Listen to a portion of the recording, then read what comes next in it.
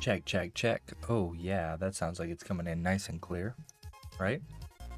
I think everybody can hear me.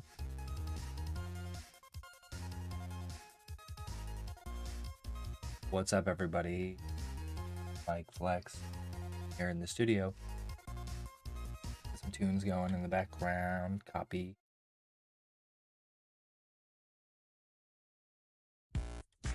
Let's. Yeah.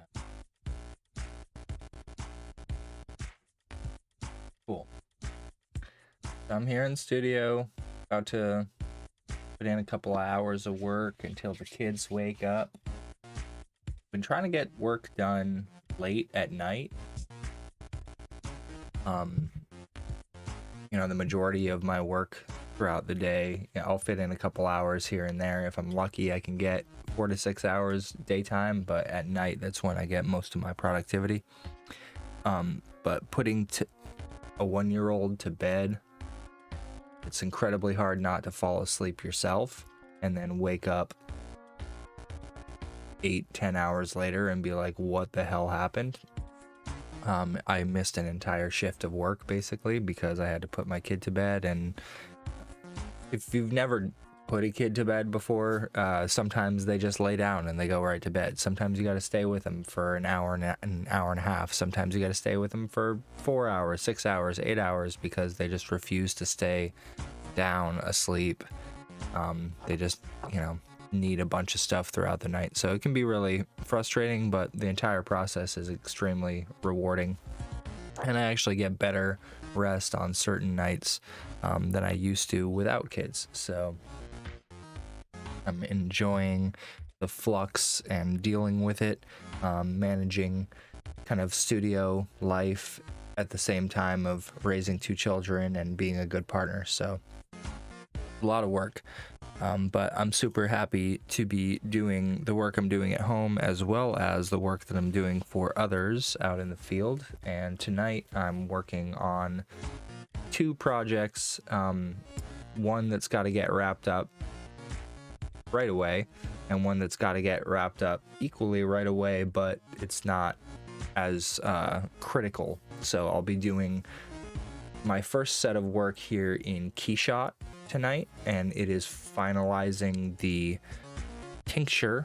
Got some bottles of tincture here for the band Sigur Rós, and I have taken to modeling these bottles here in 3D, and as well as these tea tins here. And my role has been to basically recreate these one-to-one in a digital space. You can see it's shiny metal over here and a nice glass here. And the software that I'm using is incredibly good at kind of just path tracing. And I believe it's a spectral renderer. I'm going to look this up just so I'm not wildly guessing, but let's see if Keyshot is a spectral renderer. Keyshot spectral renderer. I'm just googling those words and seeing what I get. Keyshot renderer. I want to know what kind it is. Did it?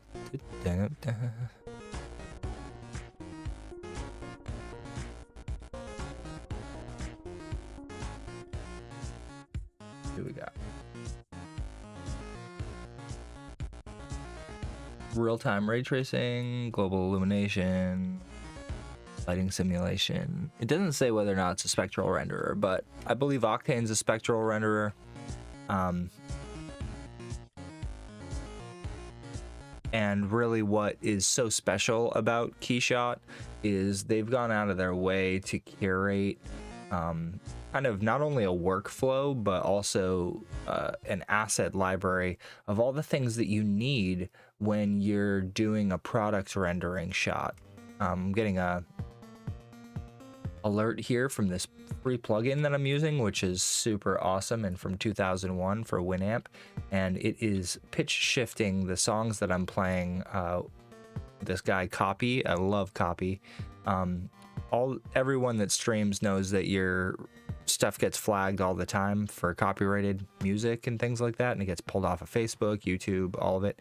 So I don't know how far outside of the bounds you have to go, but I'm using this pacemaker plugin to pitch shift the songs without tempo shifting them or both. I've always loved using this tactic. This is actually like a personal favorite computer thing. Is I think Windows Media Player had the same effect in it somewhere that you could enable, where you can basically keep the song playing at normal speed and change the pitch either positive or negative, and vice versa. You can keep the pitch exactly where it is and change the tempo of the song. So that's kind of like pre DJ world, when everyone's a DJ and everyone knows how Tractor and CDJs work and everything now. Back in the day, that wasn't really that common or easy, as far as I know, to have that feature. So I was using it all the time to listen to stuff like, I would listen to like Cannibal Corpse, like pitch shifted up by an octave, and listen to an entire album that way.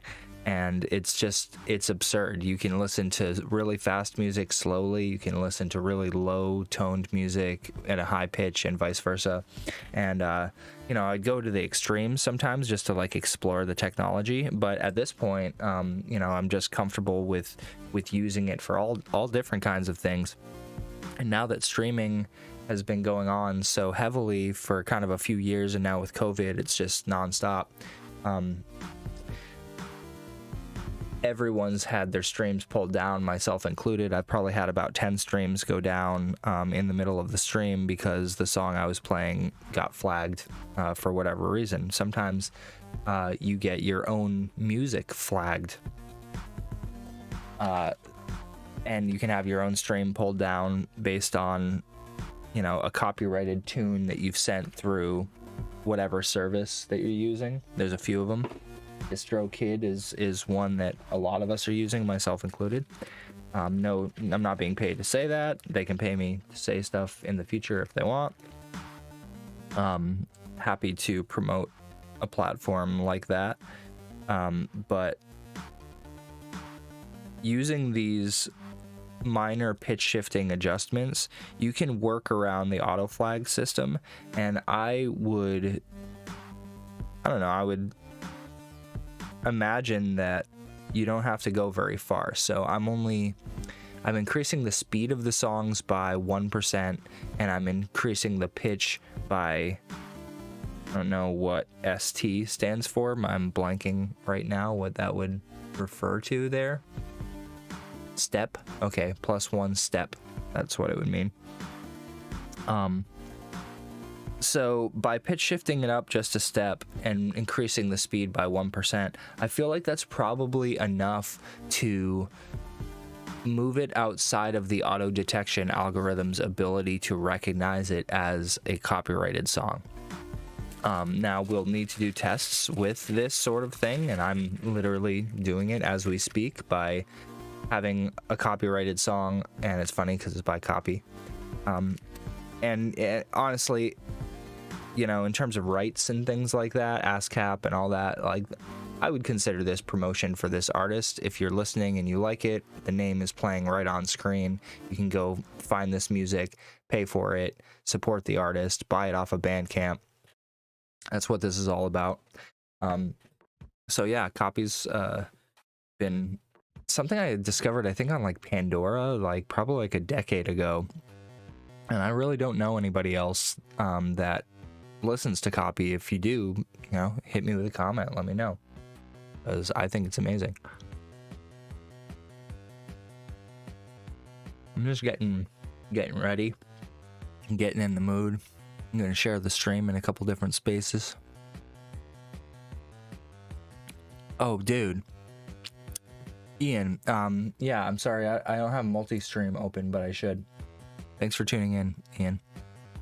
Let me full screen this so I can see the Twitch chat.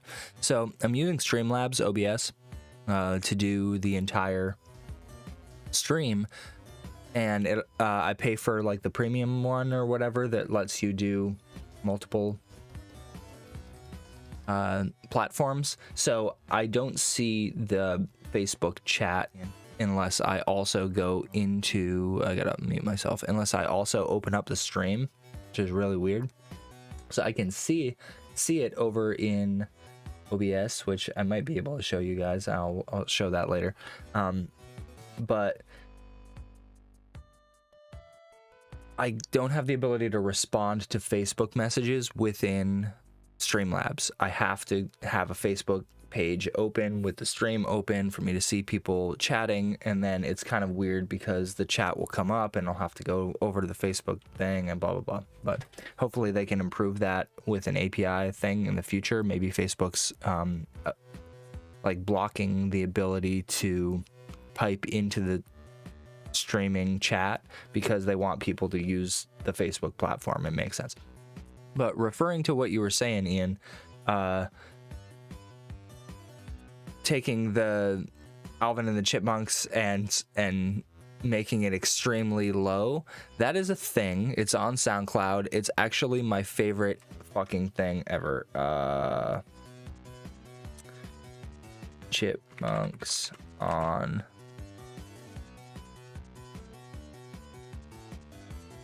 something 16 speed. There it is. This is the coolest fucking SoundCloud ever. By far my favorite SoundCloud page. I have not found a single thing that is as amazing as this.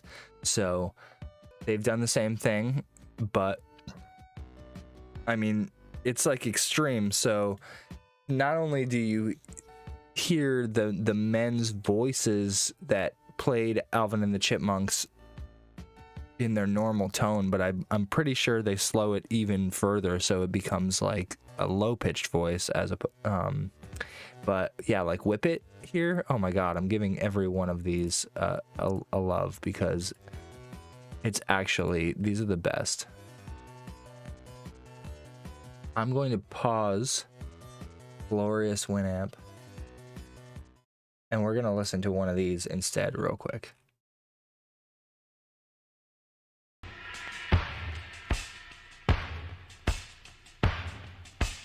So go follow this. Boop. It's amazing. It's the best thing on SoundCloud. Oh, nice. I'm glad you joined over on the Twitch. How you been, man? What are you doing to stay busy with no shows going on? This version of Whip It is the best thing ever, and I have listened to this like 1,000 times.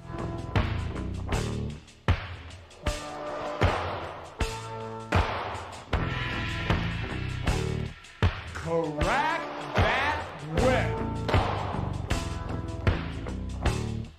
Give the pass the slip. Step on a crack.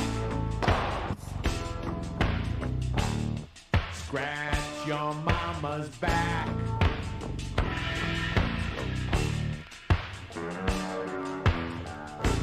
When a problem comes along, you must whip it before the cream sits out too long. You must whip it when something's going wrong. You must whip it. Okay, so I just want to point out that all of the original recordings are normal instruments with pitched up male vocals, and by reversing it and slowing it down so the men's voices are their normal voice, all the music is pitch shifted down as a result, and it's all got this sludgy quality to it. I don't know why I love this so much. I think it's one of the best things ever. Now whip it into shape. Shape it up. Get straight. Go forward. Move ahead. Oh yeah, man. To detect I'm honestly, I was super surprised. I had asked one of my good friends that I'm working with, you know, how are you getting through this? And he said, dude, I just applied for the UBI thing, and they gave me like my projected what I thought I was gonna make this year. Like, I just told them what I thought I was gonna make, and they just paid me that, you know, on unemployment. And so that's been awesome for him, and he's been able to probably focus on himself and his projects and not feel too messed up or whatever. But yeah, like you said, that's drying up, and I feel like we're in the position now where every single person needs to consider completely changing what they do to some degree, because we all got completely settled into like, this is how work works, this is how school works, this is how, you know, I make my money, and you live your entire life with this plan, and now that rug is being pulled out from under you, like, so many people are, you know, seeing the industry workers out in the streets with all their work boxes, like, in solidarity or whatever that was like cute, but it was also super annoying, because it's like, dude, we can't have fucking events right now, so like, guess what, like, use all your other skills, remember everything else that you were really good at, and before you found, yeah, your dream job, it's your dream job and you want it back, and so do I. Like, we all want our fucking dream job back. But to be less negative on the stream, I think that everybody has this ability to kind of take their skill set and transpose it to something that's immediately useful. And there are so many different things that your skill set's immediately useful, whoever you are. I just feel like I'm not seeing a ton of proactive, like, kind of public speech about this stuff on, like, the you can do it. Yeah, your job is screwed. Yes, you can help innovate and possibly keep that job, you know, around and living through this new phase of life that we're going through. But, you know, don't forget that there's probably 20 other things that you could do as well that you're really good at, and somebody somewhere probably needs those things and is willing to pay good money for it. So it's like, I worked so hard, I went to school to get this degree for this exact thing. Well, like, that thing's got a problem right now, so like, no, you can't go back to school to learn some other thing right now, but like, how about all the things that you do know how to do? And right now, oh my god, there's so many new sectors that are opening up, it's ridiculous. So in the world of 3D and animation and post-production, that stuff's only going to keep going up now that people need more entertainment at home, and companies need more ways to get into people's homes, and AR and VR is going to start popping up more and more. People are becoming more comfortable with, you know, stuff like Zoom conferences, etc. And you know, Mandalorian is filmed entirely on a digital set. Like all the skills that they're in need of, you can get started with Blender, like, honestly. Cool. So we just made it through 5 minutes of me talking and Chipmunks on 16 speed. So back to copy and back to some productivity. Think of Dave.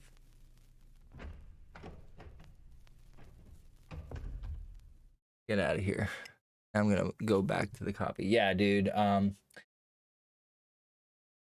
Some of the guys that are working on Mandalorian, they're like in a dream position, because you just have like infinite sets, infinite power, infinite computing power, infinite, you know, skill of the associates around you. Like, everyone on those teams is super good at what they do. So it's like, you know, when you have like a snag, like, you have every single super pro on the team. Like, I'm so jealous of that. Like, I'd love to eventually work on a production like that. Seems like it'd be super exhausting, honestly, just watching the people like sitting there doing it.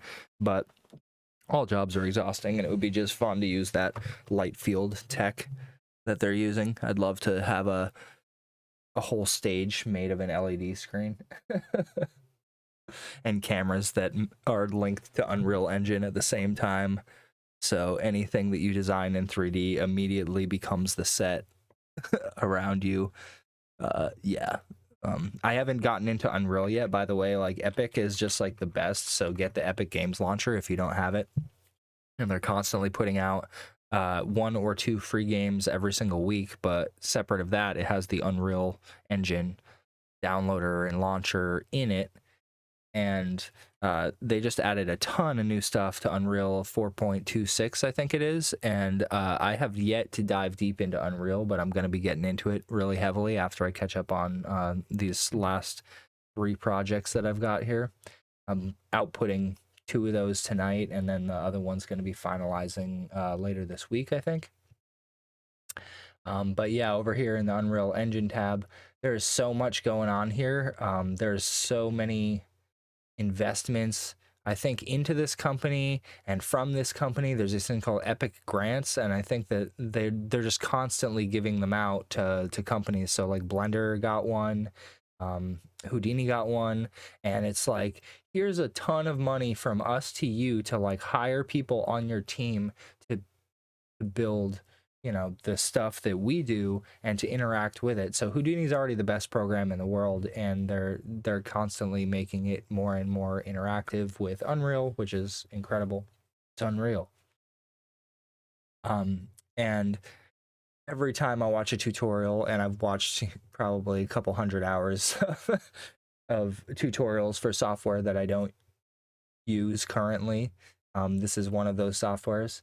When I get into it, I know I'm going to have a lot of fun, and I'm going to be able to get right down to it. I think I never really got into Unreal because I realized I needed to still learn how to make assets, acquire assets, properly light and texture, and what's even going on the back end of all of this stuff. So I spent probably a good decade learning all that. And now I'm going to be able to use it. Unity I've used a few times and is awesome, and I'm happy to use it more. But Unreal is kind of becoming this this pipeline workflow tool.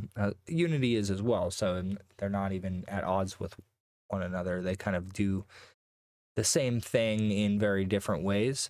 But the power behind Unreal to kind of bring in assets that are really, really optimized and is like super efficient. And then they also are now giving away, where is it?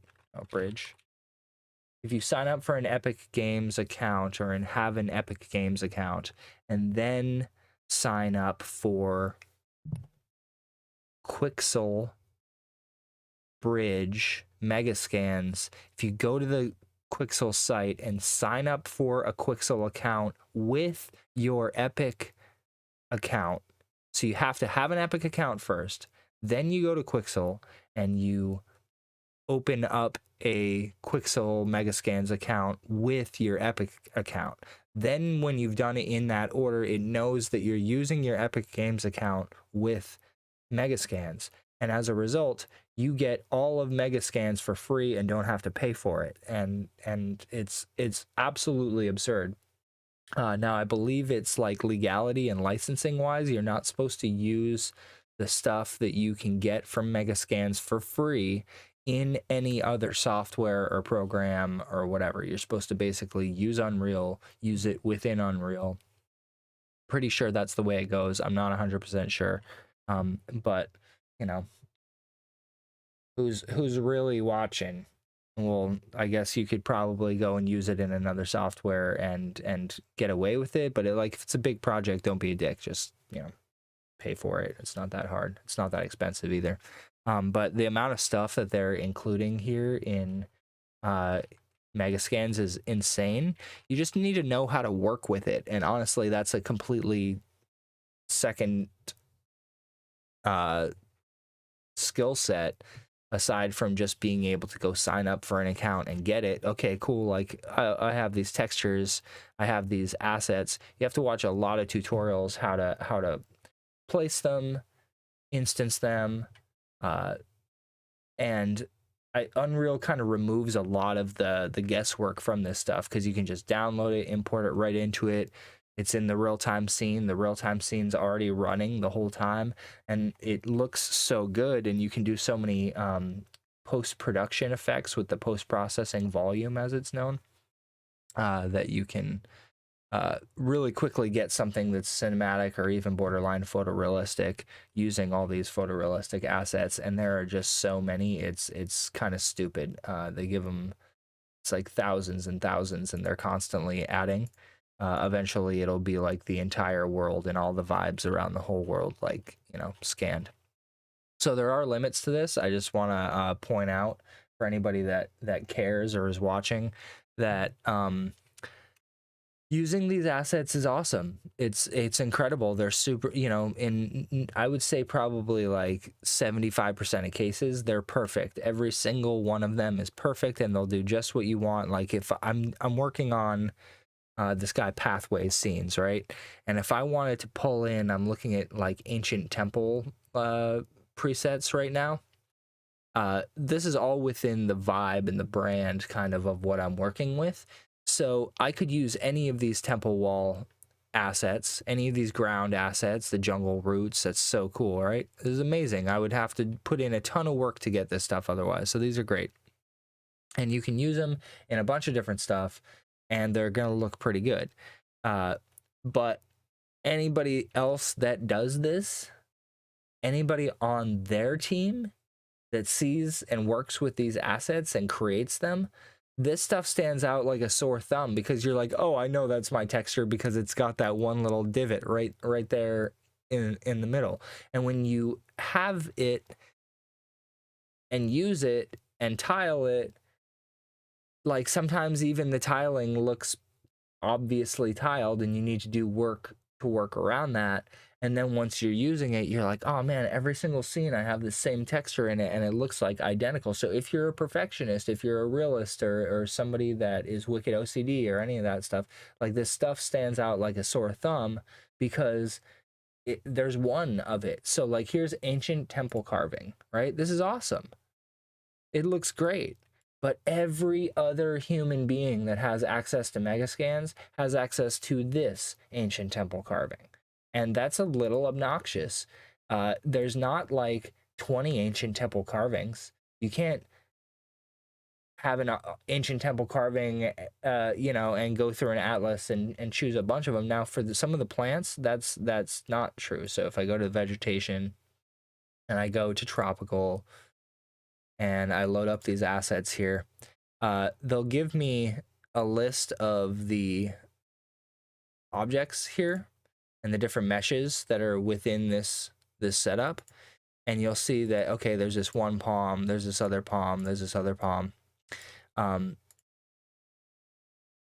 when you go in here and look at these are awesome. They're super detailed, and some of them have like dead leaves in there, like randomly. Like here's one that has like some like rot or death like kind of happening to some of the leaves that are on it.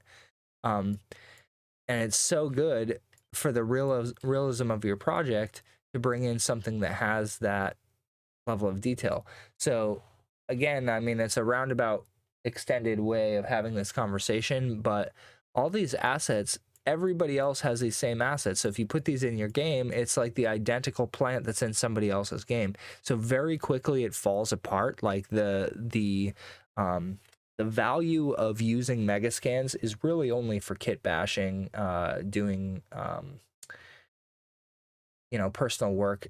Like in this case of this canna lily, this is awesome. Every single different mesh is like a different version of it, in deterioration.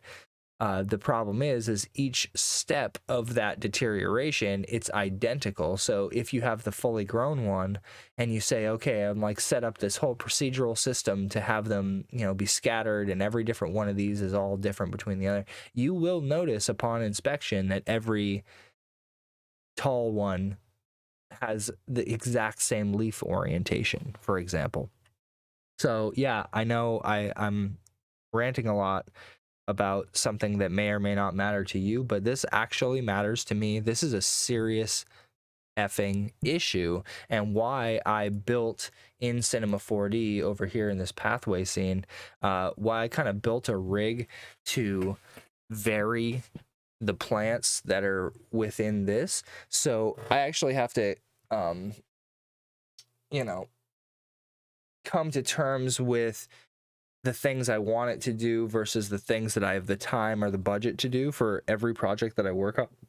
And on this one, I'd like to go crazy to the point where I have a fully procedural plant system that every different plant is unique, and when the wind blows through it, you know, every single leaf is moving, you know, specifically uniquely is the word I want to look for. But the setup that I have right now, it's pretty much like an animated plant that's being scattered many times. And I can do a couple of these kind of alembic simulations and bring them all into one scene because it's all about being performative. And in Cinema 4D, it can really chug and slow down when you're dealing with lots of objects and lots of polygons. And that's true of every program. You need a lot of processing power to deal with this, especially when you're dealing with, in this case, it's like a couple million. I don't have my HUD up right now. Can I turn it on? Project settings. I don't even know where to turn that stuff on. I think it's in my preferences, but yeah, if I could turn on the display settings configuration, there it is. HUD. Total frame time, frame camera, viewport statistics. So yeah, check this number out here. That's not super efficient of me.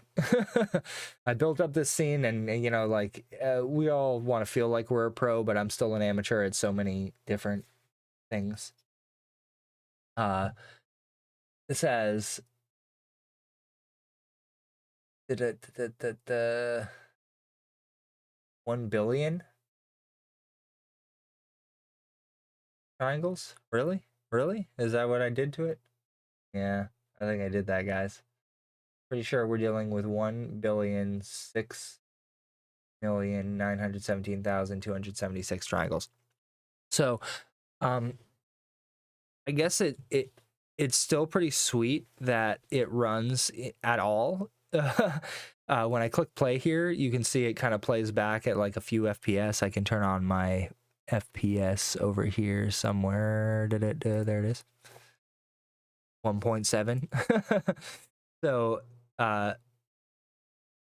there's a lot that can be done to optimize this, and I've already done a bunch because what I was initially doing was taking a file here in the plants, and you can see that there's these alembics that are tossed in there, and there's 3 of them. So there's 2 versions of one plant and 1 version of another plant. So they're moving around pre-animated, and I brought them into the scene, and I'm cloning them around in this way that we can see here. So there's a lot of plants. Let's see how many. We've got 48 plants, and each of those has a lot of effing geometry going on. So all combined, we're at 1.6 billion, so 1.7 rather, 1.7 billion triangles on screen. And the viewport does pretty good, but it's not that great. And all of the programs would have problems with performance, but I have noticed that 3ds Max seems to do better than at least Cinema in the viewport. I can have like this equivalent of geometry in the viewport and still be able to move around without too much of an issue. And I'm pretty sure if I go out of the camera here that this one's still like semi-performative. Let's see. Could be lying to myself. Yeah, I guess it's not. So yeah, the camera didn't even want to move. That's so funny. So I'm working with such heavy scenes that there is a possibility that the stream can crash. I can run out of RAM. I've got 48 gigs on this particular workstation, which is not enough. I need to up the RAM quite a bit. Yeah, it didn't want to let me do anything there. So yeah, it should though. Yeah, it's moving. I don't know why it acted like it didn't want to move. There we go. So yeah, even with the quote unquote, and now we're at 2.2 billion triangles on screen visible. currently. And, you know, it's kind of stupid to do that. Go to box. See if it, it doesn't even run faster. That's hilarious.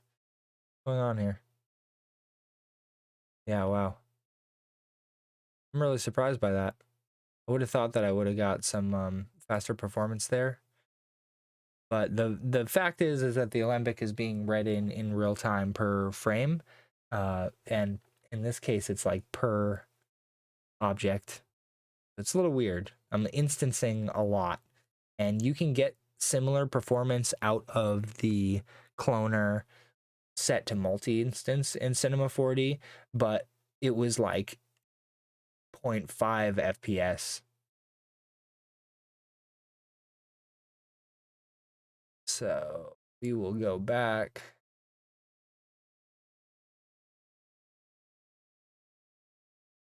Edit. So weird.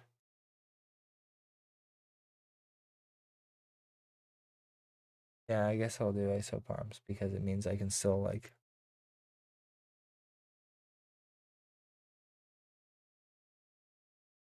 So I'm gonna go back into the camera now.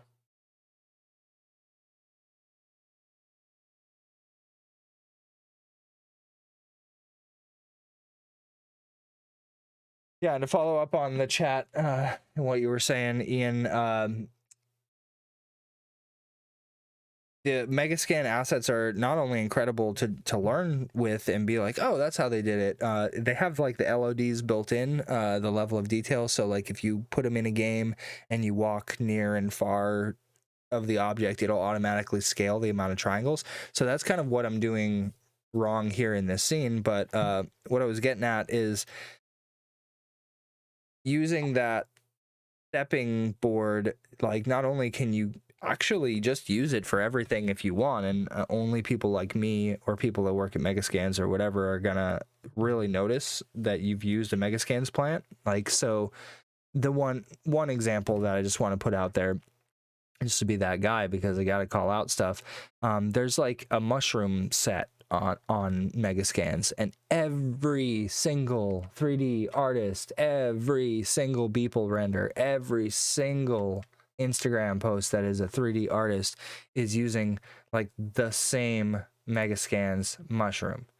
It's like in the world of samples, if you are an audio guy, you always hear the Wilhelm scream or that same monkey sample or that same 106 North Avenue 52.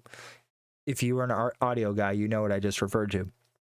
Basically, there's very few commonly used samples, very few commonly used assets, and they show up so often that I find it incredibly obnoxious. So what that means is it's time for more people to do photogrammetry of mushrooms. It's time for us to advance 3D scanning tech, or we can scan a lot more mushrooms. It's time for us to advance procedural modeling and the way we set up things like in Houdini with HDAs and stuff, and maybe create an entire new kind of ecosystem for procedural systems, which is what I built over here. And it's hard to see in this scene because this is kind of a resulting scene of many steps that led to here.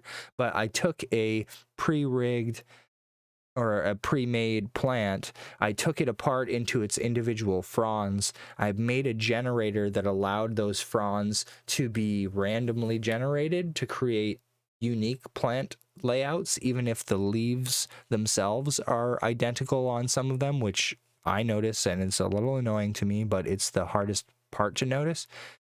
So going forward, I would want to make that procedural rig one step more procedural by making it so even the leaves are completely unique on every individual plant. And that would be a job for something like Houdini, which has what's called wedging, and you can export, you can have it automatically export 100 plants with random parameters across whatever, you assign. So having ones that all have unique dead leaves, ones that have, unique levels of aging and growth or whatever. There is one Blender plugin. I think it's called Graswald. Let's go check it out. I think this is the one. Could be wrong. But one of these procedural grass systems has like all of the different life and death varieties built into it, and then it allows you to flip between those. It might not be grass walled, but you can the more you get into vegetation stuff, the more you realize that everything is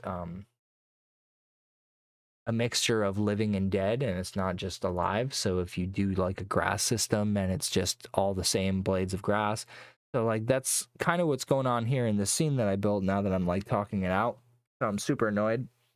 But again, I don't have an astronomical budget. I can't just sit here and keep throwing effort continuously at the same thing over and over. Plus, the client is extremely patient. Extremely patient. I told him I'd have this delivered like 3 months ago, guys. So thanks, Andy, for being the man, letting me get through all the commission work that I had come in, and just raising my girls in their first formative years. Once they're through their formative years, I have a feeling that my life will open back up a little more, but it has been really, I probably have about 20% of the time that I used to have to be productive. So if I'm not productive in that time, I'm just not productive at all. And many days can go by in which I'm not productive, and you know, it can be because the kids need special attention for one reason or another, or because it's a family thing or a holiday or whatever. And you know, I'm only I'm only 2 years into having kids here. My 3-year-old just turned 3, and though you say 3, they've only been around for 2 years. So I'm still getting in the groove, so to speak, of how to be a parent and operate the studio and be true to my word at all times and all that. It's so hard, guys. It's so hard. Oh yeah, dude. Those mushrooms, you've definitely seen them 1,000 times. Any animation whatsoever that has mushrooms in it, it's probably these Megascans mushrooms. Let's just look at them. Mushroom.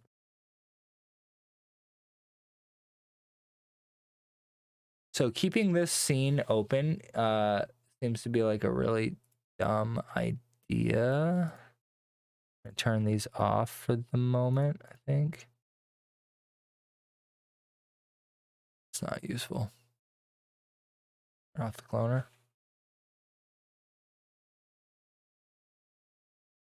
A little bit faster. But yeah, just the 3 of those alone together are already almost 750,000 polygons. So I'm doing something really stupid there. I should probably have an LOD situation going on where, at least in the viewport, for while I'm working and planning out the animation and all that stuff, I should be referencing a proxy or just replacing those things with like cubes that are the same size or whatever, because having all of that detail in the viewport may look cool and impressive or whatever, but it's actually really, really stupid. This is the kind of work that you discover, you know, later, you know, in the intermediate years of your career as a motion graphics guy, I guess, because you get the most powerful computer and you start throwing all this, you know, powerful stuff at it. But efficiency and optimization is really everything. So having that extra power can lead you to making stupid decisions. And because my computer is so powerful, and then because I can run this scene with 1.7 billion polygons in the work plane view, it's cool, but I should be being more smart about it. So I've been kicking myself on this project a couple of ways through, and while we're talking Megascans, I got to go back to it to search for mushroom, but something else just happened. I was just showing that vegetation to you guys and didn't really mention it. There we go. These mushrooms. You have seen these mushrooms. I guarantee you, whoever you are, if you're a living human being, you have seen these mushrooms on Instagram or on Facebook at some point in the last 2 years, at least, if not earlier. Because every animation, every Instagram render, everything, always going to be these spotted red mushrooms. And within them, you can see that there's a variety. There's 1, 2, 3, 4, 5, 6, 7, 8, 9, 10 different little mushrooms. So cool, right? 10 mushrooms, but it's the same 10 mushrooms. So if somebody has a mushroom in their scene and it's got like a bite taken out of it, guarantee you that it will have this exact layout of spots on it. Guarantee you it will have that same sized bite in that same spot. Guarantee you that it'll, if it's out laying on the ground, you'll see that exact same dirt layout on it. So you get what I'm saying. And is it that big of a problem? Like, not right now, because we're literally in, what this explains is that we are in the actual infancy of, like, here's a more realistic atlas, right? And this is awesome. But yeah, we're in the infancy of like, Megascans is the very first infant. I mean, maybe Turbo Squid or Sketchfab and places like that are adding to it, and they're like also, their own babies. But Megascans is kind of the first standalone, it's product. It's like an actual application that you download. It's not a website. So this standalone library for the world around us, and it's very limited. I mean, there's 14,000 unique objects that we can find on here, but like, you can find 14,000 unique objects if you just step outside of your house and turn your head around 360 degrees. There is so much variety everywhere that that's not being accounted for in any of this stuff. So even though it's super cool on that technical side and super handy on the art direction side or the ease of use side, I still feel like it's one of those things where, like, I'm like, it's pretty cool, but it's like, you might as well know how to model and or use photogrammetry to have your own. So I've been making a lot of headway when it comes to photogrammetry, and as I shared on my Patreon, I highly suggest you guys go check it out if you're into what kind of stuff I'm doing all day every day. Let's see, where is it? Posts. I just did a pumpkin in photogrammetry. Boop. View. I don't want to give too much away because Patreon exclusive. But yeah, this will give you an idea. So I made my own Megascans of a heirloom pumpkin that I had at my house. This thing. As you can see, I just used my kids' blocks container to perch it on something, and then I did a whole lot of 360 shots of it. So that's all. And that's what these people have done. And they've prepared them very, very nicely with all the channels that you need to make them look really cool. And then they've also prepared them with the LOD thing. So they pretty much have a pipeline set up, probably using Houdini and reality capture. I would assume that they're using both of those a lot, and whatever other software that they require to get things good to go. But I'm pretty sure between those two softwares, that's all you need to prep assets like this. So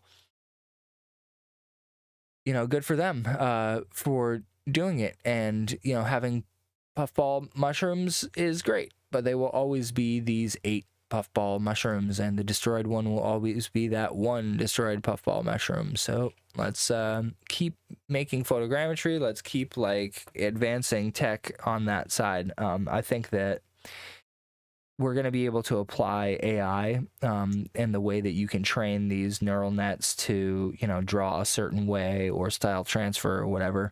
We'll probably be able to make like a GPT 4 style thing, generate unique assets, like 100% unique. So if you tell it, type in brown mushroom with white spots, and you could get granular with it. You can probably put in stuff like the size of it and texture and whatever, because if you watch the GPT-3 videos, you can see that it learns from studying Wikipedia, and then it takes all that information and you can just put in like a prompt and it'll give you information that it deduces from all the information that it already knows. So if we can train it to know what everything looks like, we will be able to ask it to make us things, and it will be able to on the fly generate, that object completely unique. I feel like that's the real next step. So even photogrammetry and that whole process, it's going to be keep getting better, but it's all going to get replaced. That's kind of what I'm getting at. All of these technologies that we're learning to use and we're using or whatever, eventually superior technology will come along and make it all obsolete. So I can be kind of a pessimist when it comes to that stuff. But I still learn and I keep pushing forward. So let's get away from Megascans. Let's get away from this scene. We're going to play in Keyshot. I'm going to try to get this out in one big rush. So just chill, put on some music, smoke this bowl, and get to work. Stop talking.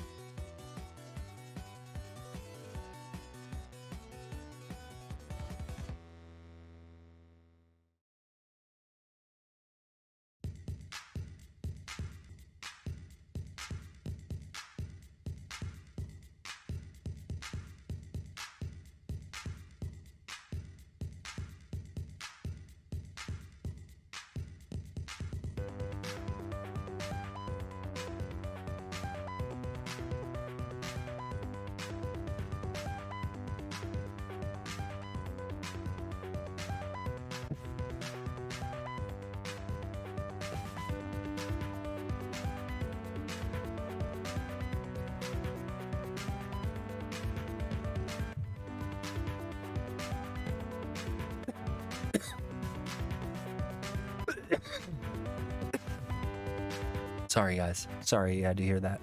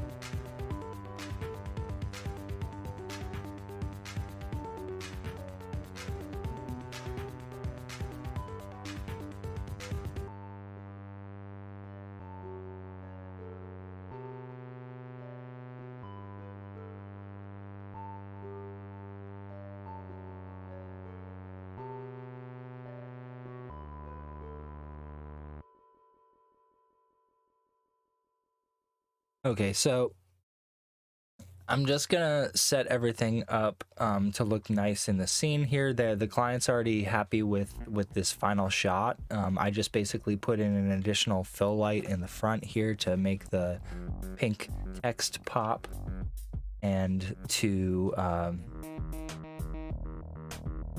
brighten up this yellow a little bit, because when it's directly applied, you know, it's like a specific Pantone color. If you do coloring, you'll know what I'm talking about, like Photoshop stuff.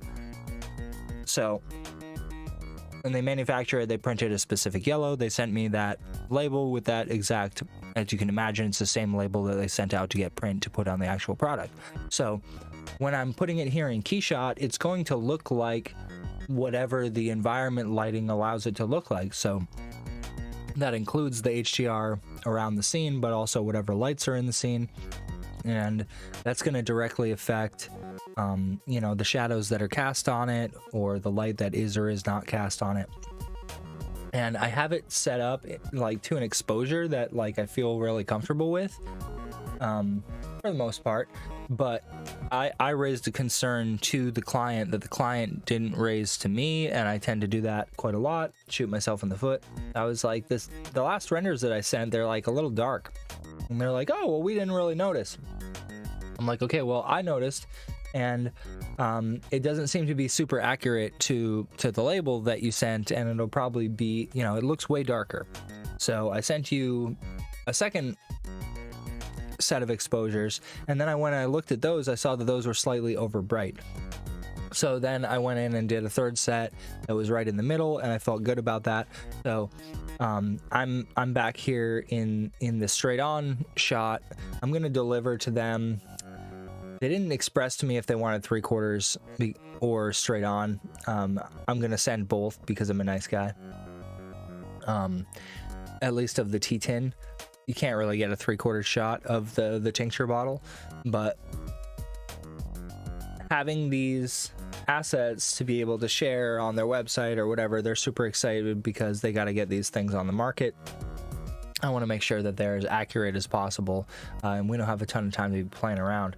But one of the things that I want to be a little more precise about, and I can see that I have to fix this here. Let's go to the camera. This little coverage here, I kind of am doing a fakey thing just for the stills and animations out of this program. There is not a physical label on this product because of the way that Keyshot works. As I've developed this, I've discovered that it would be better to have a physical label. It's a lot more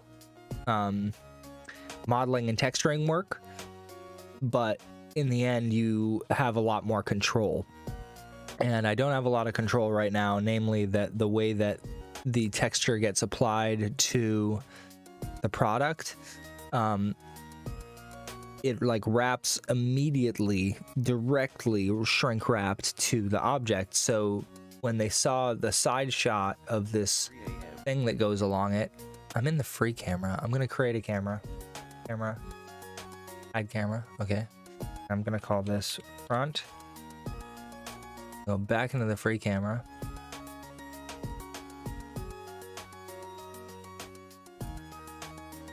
Yeah, you can't even see like half of the materials unless it's like at an angle.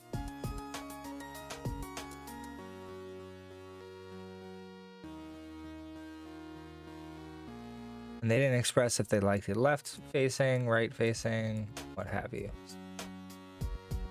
I'll do like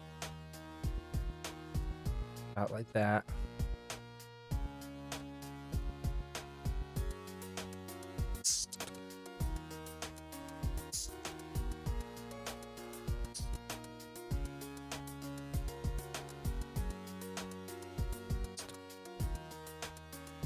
Hope you guys are digging this music too. Copy, check them out.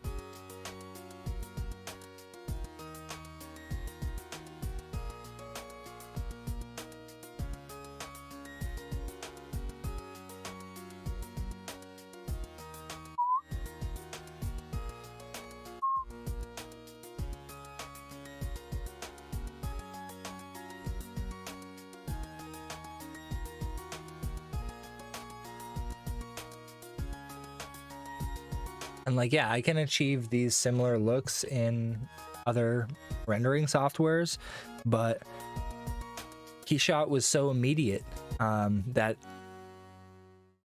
I had to use it. I can drag and drop realistic materials, and every material in the library is like based on a real one. Whereas, you know, this is unfortunate. This is a serious problem. Like Octane, you know, LiveDB, whatever. You go in there and like there's some crazy stuff mixed in. There's crazy non-real stuff mixed in everywhere, and it doesn't make it super easy for you to like. So, you know, same problem as, you know, maybe Megascans or whatever. You go and you type in anodized aluminum, and you're gonna have one material, whereas they tend to vary a lot, the presets in Keyshot. So even if it's like slight alterations to it, there's a preset for it. And yeah, you can go make that stuff yourself and spend all that time doing it. But the fact that they literally took the time to have, you know, so many variations to each of the types of metal, like just silver as an example. Look at, there's 1, 2, 3, 4, 5 different kinds of metal. And silver rather. There's textured, there's rough, there's polished, there's brushed 90 degrees, and there's brushed. Now, you can, if you know what's going on there, you can take like a base one of those and just alter a few things to get that. But having those presets there, you can so quickly go into this program and drag and drop brushed aluminum, drag and drop a paper material, and you know, that additional setup time, it takes you out of the flow. It takes you out of the ability to send like a review for the client right away. So like, oh, I know Octane and I know how to get like a really nice brushed aluminum material. Well, I went and I made an almost identical brushed aluminum material, and I was having some trouble with the mapping. I was having some trouble with all types of stuff. And I did recreate these scenes in Octane to get started, but there's no budget. And they said there's no, you know, right now, there's not a budget for me to port all of what we're doing into Octane. And when I do that, I also have to model all of these labels physically, because it's using this system in the materials here called labels right here. There's properties to the material, there's textures that go onto the material that make it look all the different ways and everything, and there's this additional layer of what's called labels. And you can go crazy here, which I did on this front one. I'll go into the material graph. And this is actually like, it looks pretty convoluted, but this is not a super detailed graph. It's got like only like 5 different inputs going on, but I built this from scratch, and it's all using the label system. So these labels, there's 4 of them in this particular materials case, and they're driving all of the different properties on just this single label. So 4 different factors go into this label having the look that it does, and then each one of those separate label parts has its own diffuse, specular, bump, and opacity.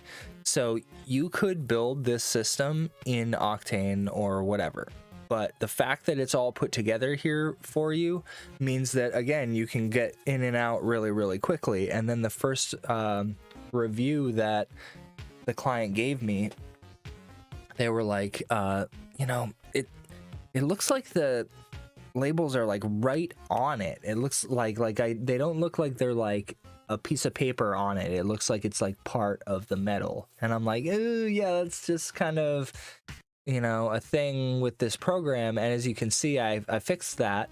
There's a little ridge on both of the labels, but it's faked. It's totally faked within the program, and it's faked with this ridiculous amount of geometry. So I have like 10 million polygons along the edges of this to like make it like stand off with displacement. And I've tried it with less, and it looks like really crappy, and you can totally tell. Because what it's doing is it's using actual displacement to pull it off the surface, and for whatever reason, there's like a little bit of triangulation that goes on there, and you have to like tell it, you know, use a maximum of X triangles. So you can say use 6 million triangles, use 10 million. And when I used anything less than 10 million triangles, it was really janky and really jaggy. But even then, it's still not right, because the way that it displaces off of everything, it seems to be displacing off using the exact same texture that the base material is. So that means that whole displacement area where where it looks like the label's coming off of the thing, it's actually like that little bump is metallic. It's actually like the metal, and I'll just zoom in on it. But like, look at those terrible little triangles. They look like almost like welding, and like that's not something that seems to be easily fixed in this program, but it does from far away give it that perfect little raised edge look. And that's really all I need. So faking is all that you need. And when you are OCD, it can be really hard when you're like art directing something, because you're like, oh, well, I want that to be perfect. And it's like, well, if you can't really fucking tell from far away, you're never ever going to see it close up. So it literally doesn't matter. But you can see that this ridge over here, the label like whips around the edge and then around this edge, and I like that it's snug and all that stuff, but I need it to go over the lip, and that stood out to them. You know, it doesn't do that in real life. Why is it doing that on your thing? And I'm like, well, guys, here's the way digital world works. And they're like, I don't know what the fuck you're talking about. Please make it so it doesn't do that. So I'm like, hey, guess what? Well, you have to pay more money to make that happen. They're like, we don't like hearing that. Which I don't blame anybody that doesn't quite understand what's going on when it comes to that. But yeah, the foil material looks really, really nice. Everything looks great. And the problem is a lot of this stuff in the stills doesn't translate as well in a still as it does in motion. That's like a really nice glossy thing. So it comes down to the lighting, and the placement of the lights, that those little things will get specular highlights and stuff. So I set up a pretty decent run here. And then I have multiple sets of tea here. Boop, boop, boop. No, not that one. Cream tea. Chamomile. Oh, great tea. But so you can see up here, 17 million triangles in the scene right now. I'm gonna delete out anything that I don't need for sure from the scene. And there's a lot of it. Still got 17 million triangles. So all of those millions of triangles that are in the scene are coming from the teeny little displacement along the side of these things. So that's super inefficient, and it's super stupid. The program can handle it, but it's a whole lot of extra geometry. So I've actually had the program, I think, has either crashed or given me an error with like the GPU renderer crashes. So they recently in Keyshot 9, I believe, added GPU rendering. So it now is like 30 times faster than it was before, which is why, again, I'm using it and I'm really liking it. Center this scene real quick. Boop. Oh, see, we got problems.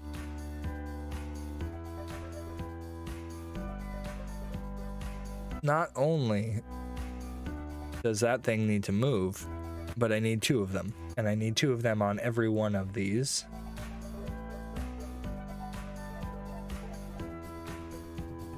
So this has been a problem that I've been dealing with the entire time I've been working on this scene, and as a result, I went and built a alternate to the whole thing in Octane,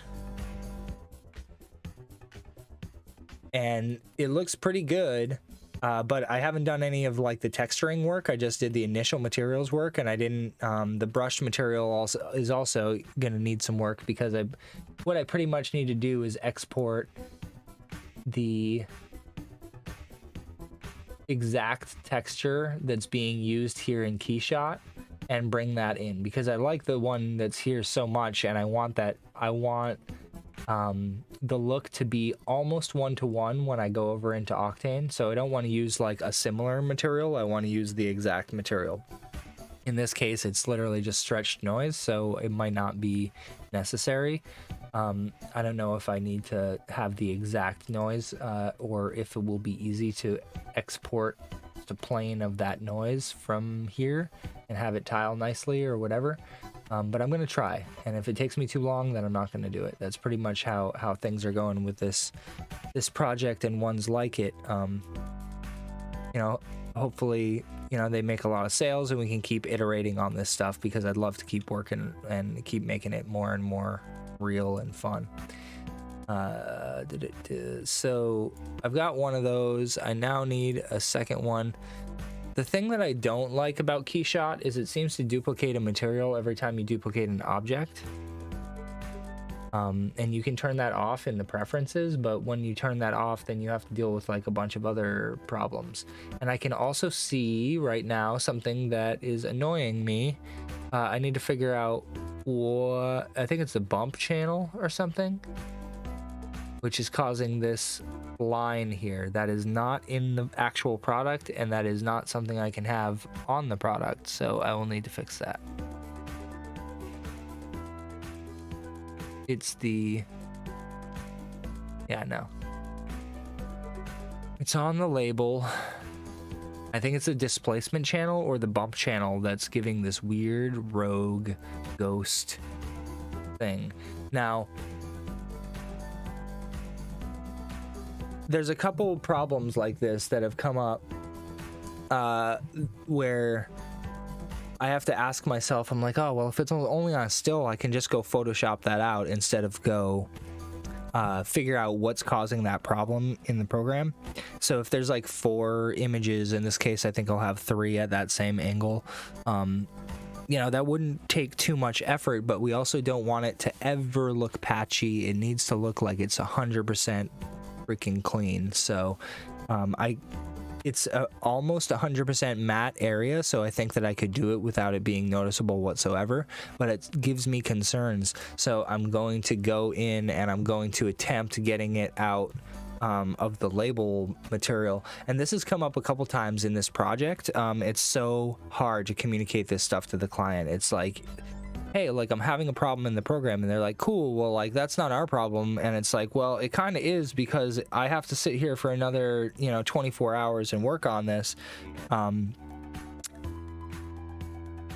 to iron out this little thing that is a bug. And sometimes it comes you know, to going to the forum, speaking to the devs, you know, digging through YouTube and forums and everything to try to figure it out, and also just fucking tearing the program inside out to try and figure it out as well. So sometimes it's literally a bug, and in this case there may be some intersecting geometry that's causing that or whatever, but that anomaly is not in the product. It should not be on the product. I don't want to see it. And it's not coming from the plastic top. Like, I need to go into this scene, I need to go into my Earl Grey tea, I need to go into my material, Earl Grey tea material, into the labels for the Earl Grey tea, and then try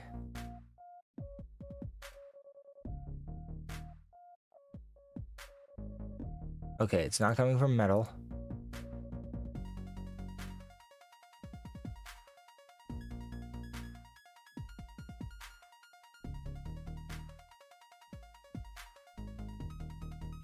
it coming from?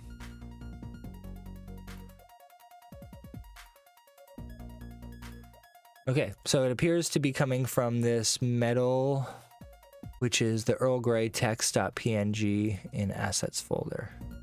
So that makes me think that on the top of this image here, there's like some not perfectly deleted information. So we're gonna go into Photoshop. I'm constantly in and out of Photoshop, After Effects, Illustrator, Cinema 4D, Houdini,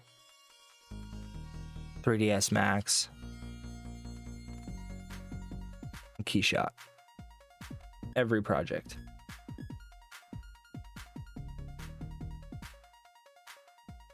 Oh yeah, ZBrush too.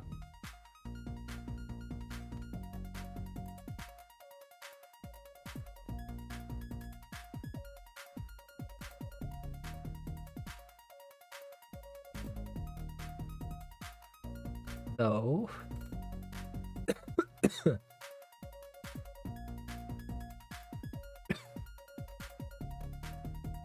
let's see. Not the chamomile, the Earl Grey. It's probably all of them, honestly. They probably all have it if one of them has it.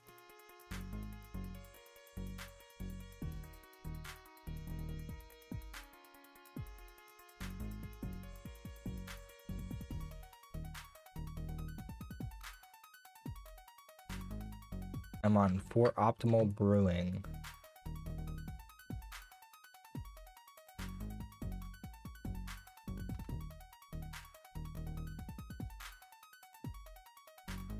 A cloth tea bag. Here.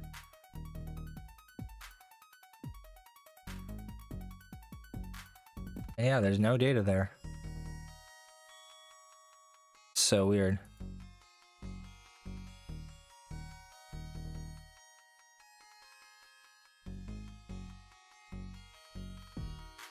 So it's like, what's causing that?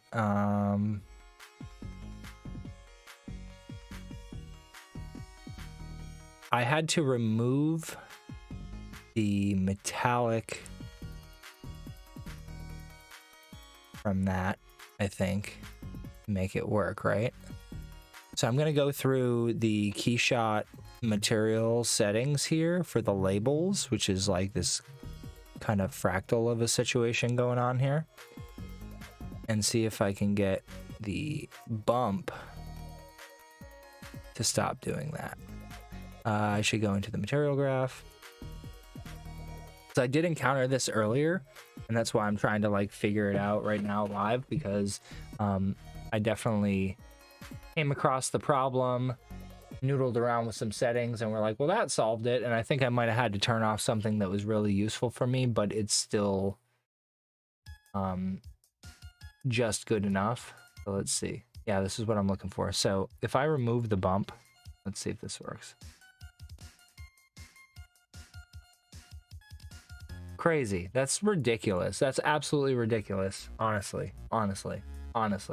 So I can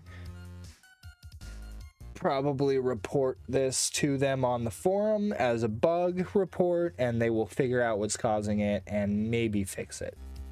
I would give them the faith and say that they probably will fix it, because all these software developers don't want to have these problems in their software either.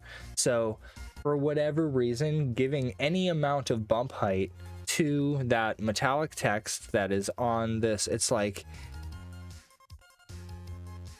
one of those was causing a problem with the other. Maybe if I reverse them, I'm just going to try one more thing. They're going to be like, oh, well, it was because of the order that you had them. Right?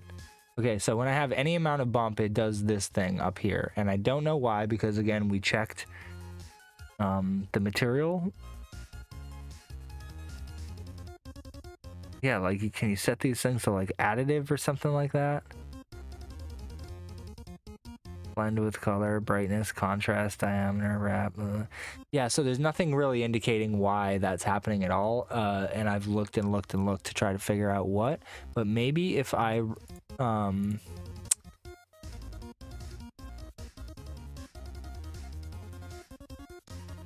there it is. Right? Try it again. The order that I'm placing them is what I was trying. I wasn't saying it out loud because I couldn't put it into words. But that did not work. I tried to reorganize the labels by putting one of the metals on top of the other ones or whatever. And unfortunately,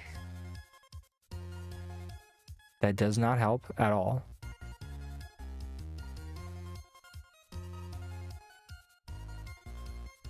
Call it a normal map. Normal map doesn't do anything. Okay, so bump height to 0. And I'm not going to cry about that one because I still have the metallic effect. It just doesn't have any type of indentation outward or inward.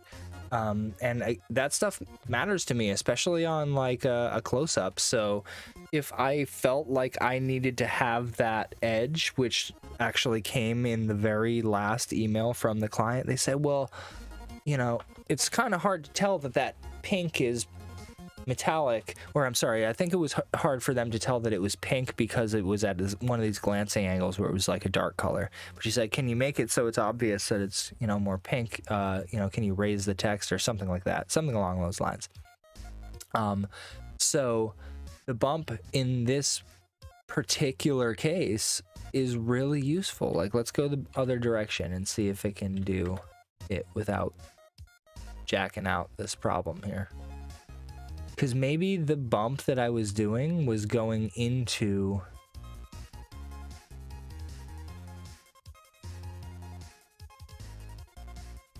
You know? You probably don't know what I'm talking about. 0.05. Yeah, maybe the bump,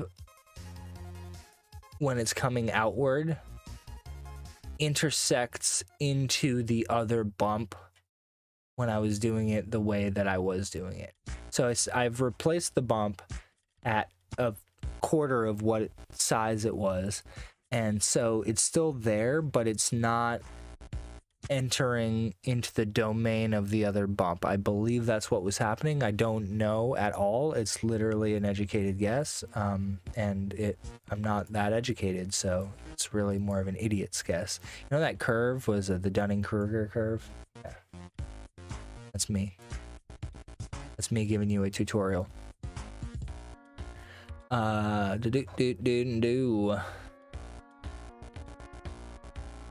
So we should be able to get some ammunition now, right?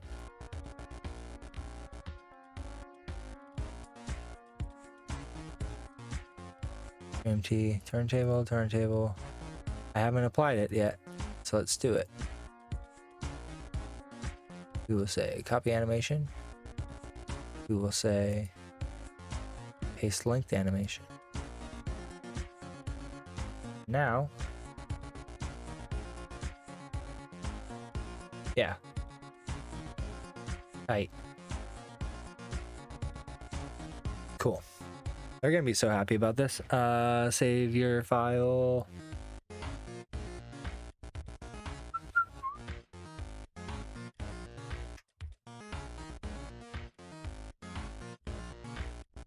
So I'm going to now need to perfect those little side thingies, because you can totally see that stupid little bloop.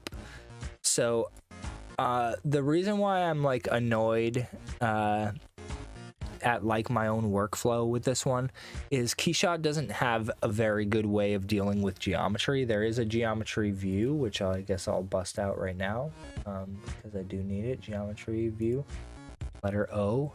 That makes a lot of sense, right? No, it does not. No, it does not. So I've got to take that little piece of thingy dingy and I've got to get it over on the other side nicely. Edit preferences. This is this thing I was talking about before where like you got to go in, tell it not to link materials of duplicate parts, link duplicate materials. Well, I just did that. So now when I duplicate this, I won't have the problem I was talking about, where when you go to duplicate the part, it'll duplicate the material as well, so you have a completely unique material on that duplicated part, which is super useful when you're working in a certain way, but it's also super not useful when you're working in a different way. So the fact that you actually have to like swap back and forth in a deep preferences setting is super annoying. There should be like a checkbox somewhere for you to be able to in like the materials panel. I mean, I'm sure someone that uses this program a lot is like, dude, it's right here, right? No, but there's not an easy way. Duplicate mirror link textures, new plastic. Yeah, in the scene, in the materials, you just end up with like tons of extra stuff. And like, so in other words, the first time I duplicated that, I had the same problem. So now I have to go in here and delete this material, right? Do they even let you do it? That's what's so weird. I'm so confused. So confused. Oh, I think that if you then extrude to, I think if I do that, yeah, it disappears only if it's not being used on anything. That's so weird. That's so weird. I can't really explain that one. Someone likes it somewhere, not me. He followed. Oh yeah, thanks for the follow, dude. Ian, appreciate you. Thanks for hanging out too. I mean, like, I don't know what else people are doing on fucking Saturday night these days. In my case, I tried to work from my goal was to basically start the stream at 8 p.m. and then my 1-year-old needed to go down, and for the past like 3 days she's gone down super easy, like literally like lay her on her side, go into the room in the dark, turn on the ocean sounds that she loves, and then like lay her in her crib and then like walk out, and oh my god, she stayed asleep. Oh my god, I didn't have to do anything. That was the best thing ever. So like 3 days in a row I had that, and tonight I planned on the same thing, and tonight she was like not having it. I laid her down, she stood up, laid her down again, she stood up, laid her down again, she stood up. So I ended up having to lay down with her, and whenever I do that, I'm like fucked. Like if you're like me and, you know, smoke weed now and then, and it's just like, man, if you ask me to lay down, like, I'm going to bed, like, I'm gonna go to sleep, but I don't want to. So as she's falling asleep, I'm like, okay, I'm beating her, I'm not tired right now, she's about to fall asleep, this is awesome.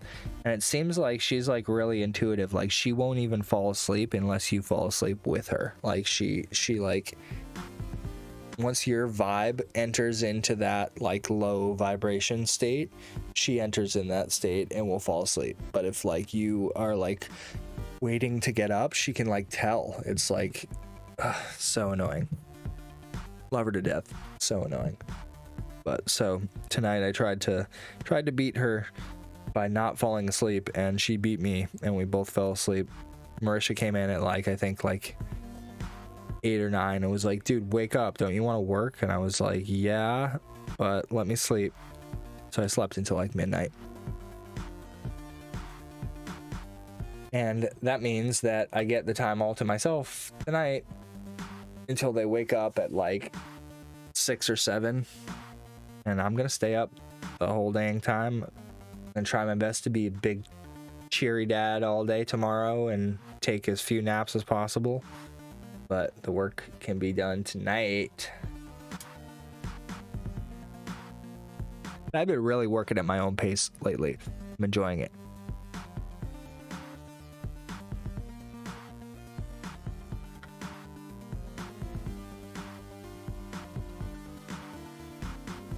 So this geometry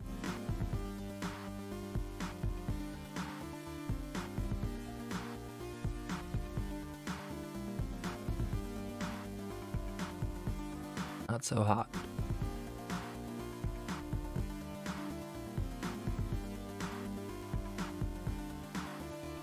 Move to it.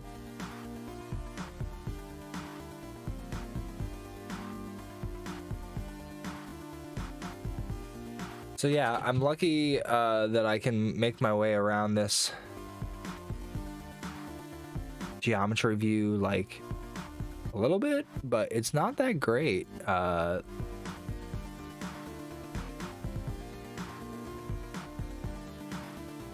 Few weeks, you're lucky, dude.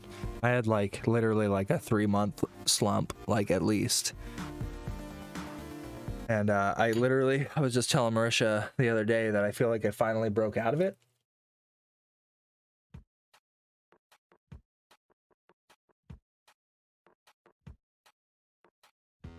I had my office moved downstairs because I had it upstairs. And I don't remember specifically what the drive was for it, but I was like, I think it was something along the lines of me saying to Marisha, like, hey, like, why don't, you know, for me to be more present with the girls or whatever, I'll like move my thing downstairs. I think it was, I'm trying to remember, but it was, I'm pretty sure it was the neediness of my second daughter, Melody, and that we were still kind of sleep training our 2-year-old, and that element of just like night times and like all that kind of stuff. I was just like, man, I should move my whole stuff downstairs and set it up in this room, because we had a playroom for them and it literally wasn't being used for anything. No one was going in it. No, there was nothing happening in it whatsoever. So I'm like, you know what? Instead of me having a completely separated space, I'm going to try to be more present and more just available. And so it went pretty well. It was okay, and I got a decent amount of stuff down there. I mean, I made a decent amount of streams from down there, but it was never really like a private space, because my kids are always able to come in, and it just made it really, really hard for me to focus in any way whatsoever. I mean, I could maybe get an hour or two at a time if I was lucky. You know, sometimes I would get like a nice like 6-hour stretch or something, but like not really. So once I made the mental commitment to move my studio back upstairs, then it began a multi-step process of confirming it with the landlord, and you know, then the landlord starting to, you know, commit to building out a space, and then us realizing that space wasn't going to be done in a time frame that was good for me and the kids and the girls and all that, because they need their own room. They're getting to that age. So I gave up that room that I was in to get a little more privacy, to give them their own room. And now that I'm in my own space, which I just built out with insulation and 2x4 and everything up here while we get the bigger space completed, I finally am in like a zone where all my stuff is set up. I have a space for my 2-year-old behind me, 3-year-old rather, behind me. She has like a blanket fort set up and all her toys and drawing stuff and everything. So she's super excited to come in here and hang out with me while I do my work. That she's been coloring in her entire hand lately using markers and just completely coloring herself. So they're non-toxic. I'm like whatever about it. She not super excited about it, but I don't really stop her, because it's like, what? I used to have the kind of parent that would tell you not to do that. Like, screw that. Color all over yourself and we'll go take a bath afterwards and have fun. Like, that's kind of how I've been rolling with that. Marisha seemed to be cool with it. When I went downstairs, I'm like, hey, check out her hand. She colored the whole thing in. Like, oh, nice. But yeah, I've just realizing that I was in the slump and knowing that I had to do something about it. It took like 2 or 3 months like total to just like go from that realization to actually like getting myself in the position where I could begin again. And I talked about it to Marisha just like a day or two ago, that the creative streak and even just like being successful in anything that you do, it's like having like a rusty old lawnmower, and you're just sitting there just pulling it. It's going, ooh, and it just won't fucking turn over, and you're like, I fucking hate this thing. I can't, it must be broken. It must be broken, because like I swear it's not going to work. And then you pull it this one time and it starts up, and then once it started up, it's like running, and if you turn it off, you're screwed and you're gonna have to go through that entire process again. So setting up a space where you can more effectively pull that pull cord and get that thing started and keep it running as long as possible at a time, that's like the goal that everybody should have. And what I'm trying to do for myself right now is just like, this space is a refined space for me to access that faulty pull cord that will never get better because I don't have a replacement lawnmower coming. This is my lawnmower. I have to live with this lawnmower.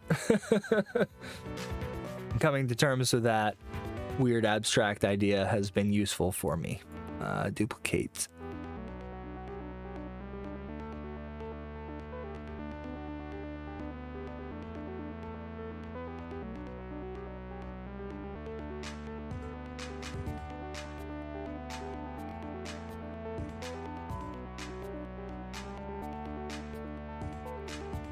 Not excited about the fact that the move tool, the pivot is like off.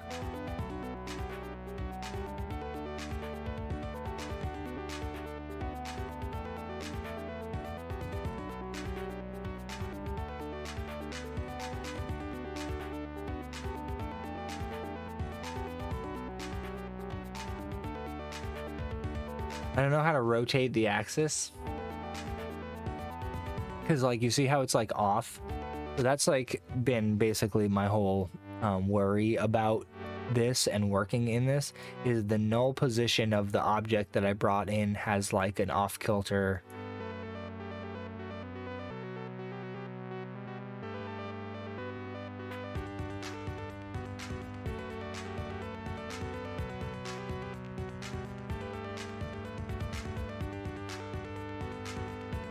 Like 120. I guess I can just move it in the X.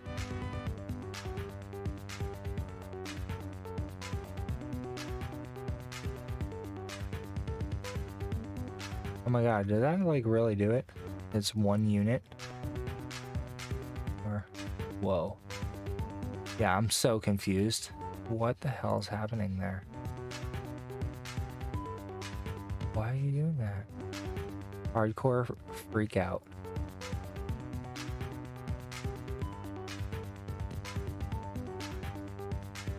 Oh, that's annoying. Rotate.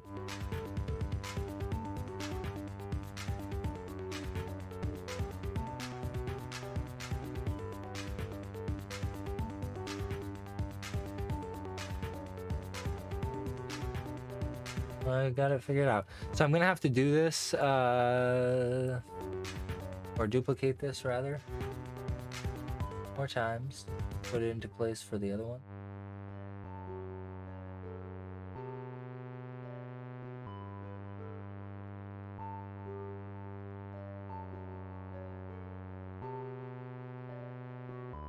I hate this geometry view so much, like so much.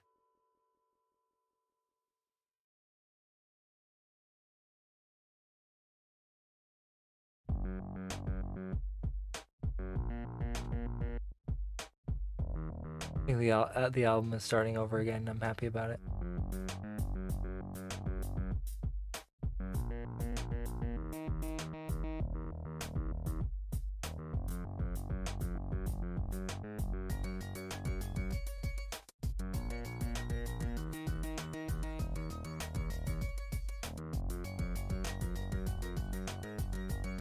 Another weird thing.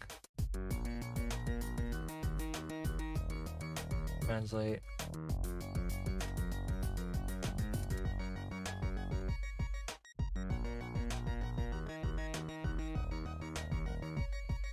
So I had to use the geometry view while looking at this other view in order to get something resembling what I wanted. This is madness. Absolute madness.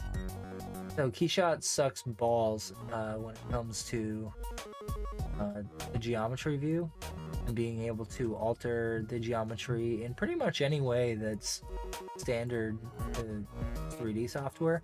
So you gain a lot of things when using Keyshot, and you lose a lot of things when using Keyshot. And you know, in the case of product design, it's kind of like you just want the best result possible, like, you know, the fastest to iterate and all that kind of stuff.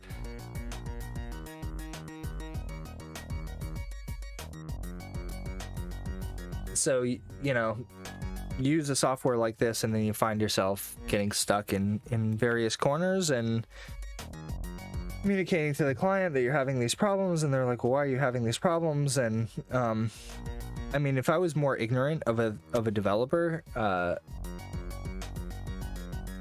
think that I would tell them that there's just no way, or we're gonna have to, you know, come up with an alternate solution to that request that you have due to A, B, or C.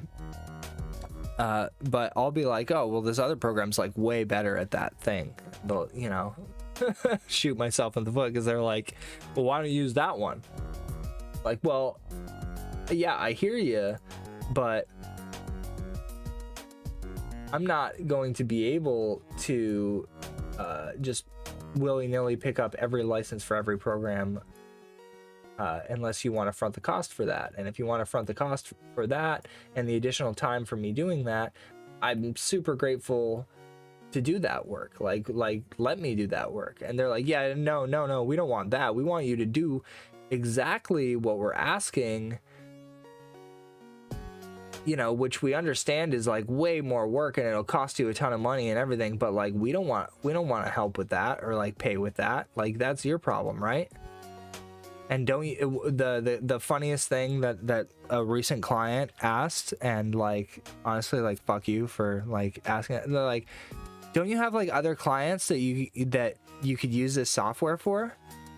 I'm like, that the percentage chance of getting another client that needs this exact piece of software with this exact software license is actually incredibly low because of how varied the industry is and how varied the needs within the industry are. You need to apply a bump to this to make it match the bump of that other one, I'm realizing. Same with the bottom. It's caught a difference in my texture that I can improve before the final. But yeah, the amount of pushback that you get for like almost everything in this industry can be super exhausting. To just be challenged constantly on like, well, why do you need that thing that you're saying that you need? Like, well, like, okay, I understand that, like, I know absolutely nothing about what you're doing, but here, let me like suggest for you like something, like maybe this would be a better way to do it. And it's like, yeah, no, you're not only disrespecting my experience, but you're kind of just stepping on and imposing like what you think the reality should be. In most cases, it's for the bottom line. It's for, you know, some misunderstanding of some viral video that they saw that gave them the misunderstanding of something. Or speaking to somebody on Fiverr or a friend that quote unquote knows. Oh, my buddy uses Cinema 4D. He knows that stuff. Does he though? No idea how many people use these programs and know pretty much nothing about what's going on.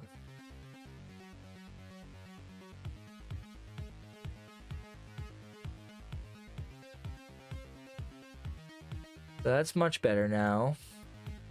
But I just need to do my texture bit. So I'm gonna go inspect the material that I made for this, and it's got this bump that's being added to the plastic material along with like all that business. All that bit. I'll just grab this for now. These two.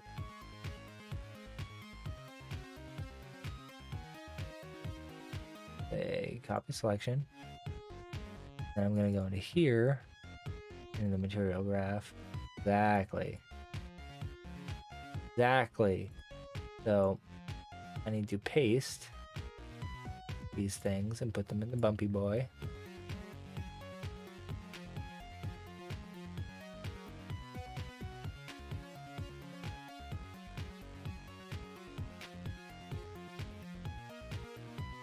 And it's like a little different. Mapping might be.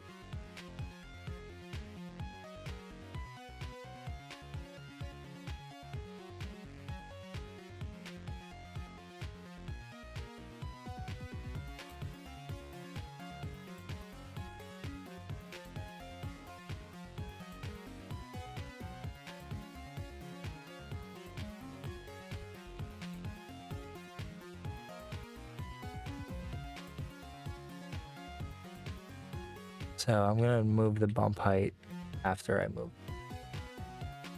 header.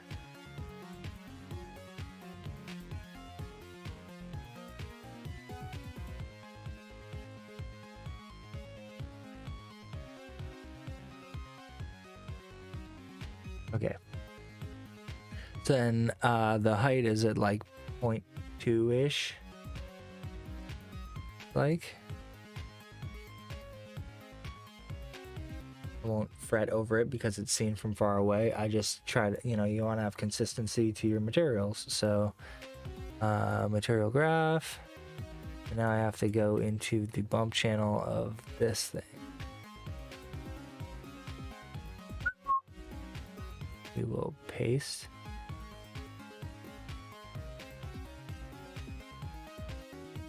Nice.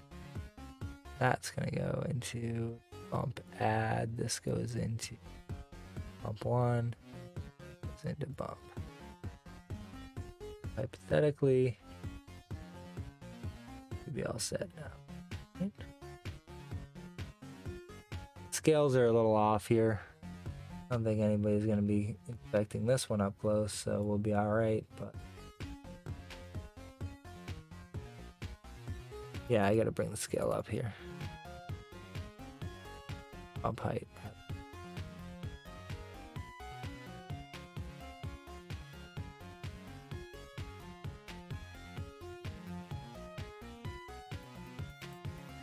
Cool.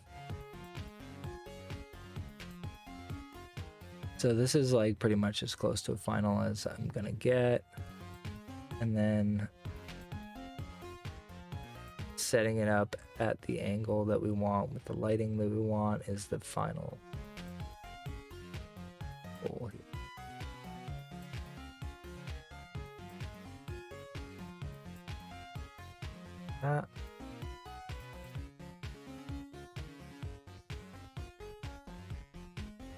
Like the text is perfect. Like when you look at these things too long, it can get pretty rough. Not knowing if something's right, wrong.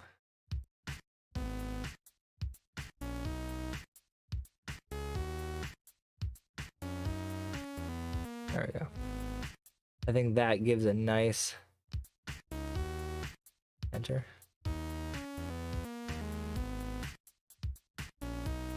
Yeah. I think that gives a nice run to the variation of the labeling. So you have an idea of exactly how refined the metallic look is.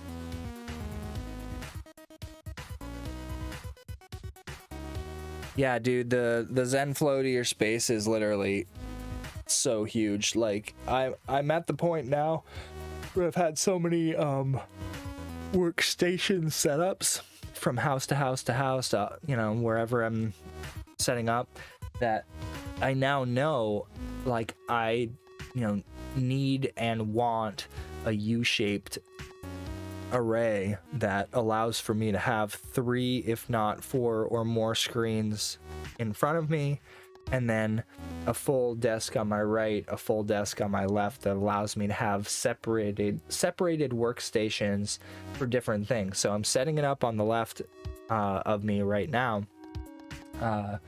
The place for me to do gear reviews and streaming and everything, and then on the right of me I kind of have like a secondary mini music workstation, and it's where I'm going to set up the streaming laptop. So I've got a whole desk separated for that and a whole desk separated over here, and it just means that you know, you can have all these productive workspaces and they don't get on top of each other. And that's always been my problem in the past, is I pretty much had one super desk that would just, I'd always be swapping stuff in and out, or have a bunch of drawers and all stuff that I could access directly in front of me.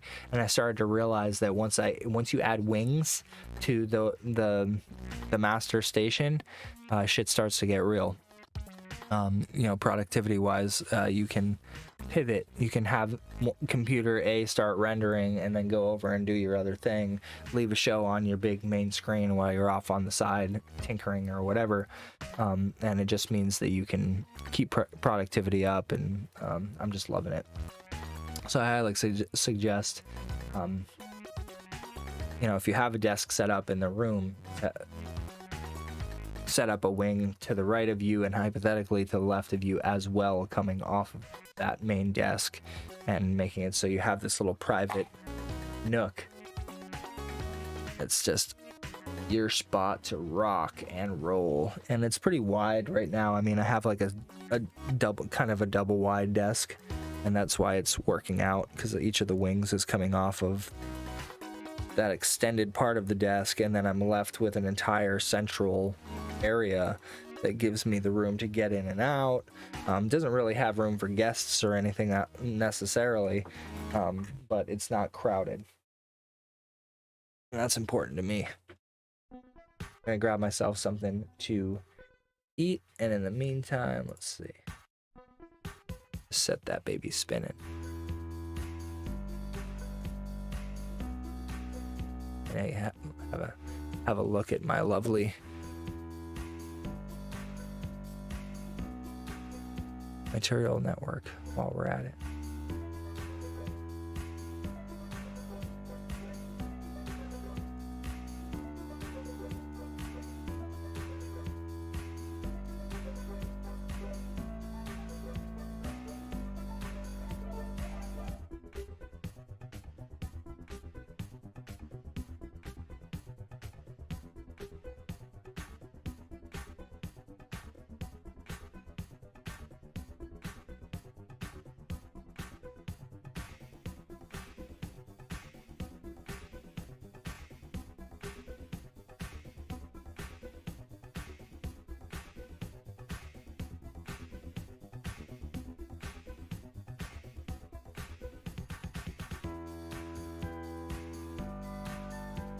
I will BRB.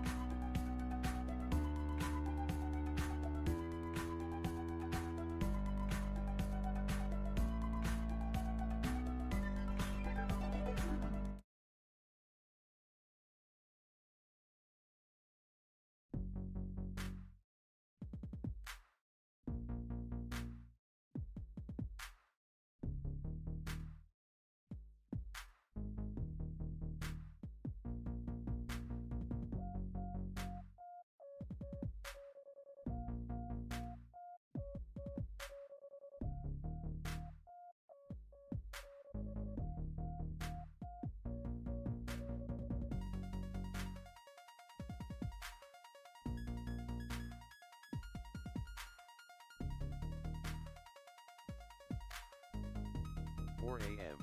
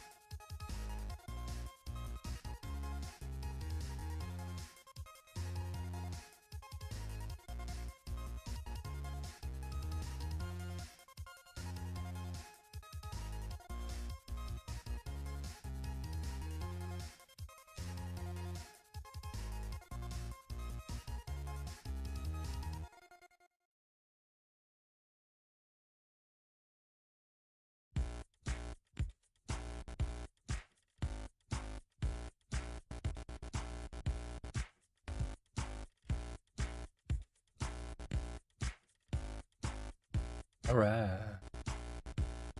All right, I'm back. I just got to copy over that little mini label geometry thing that I made. I got to copy it over to the other two things, make sure that they all have it.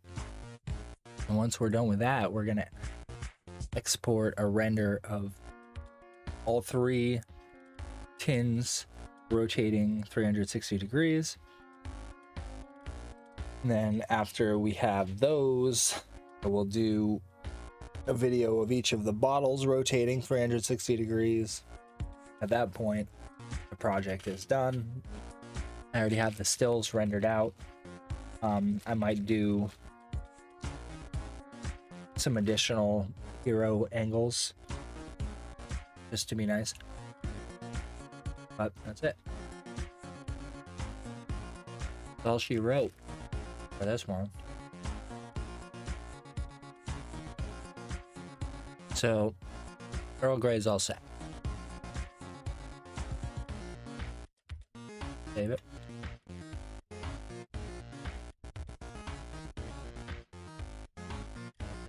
Chamomile.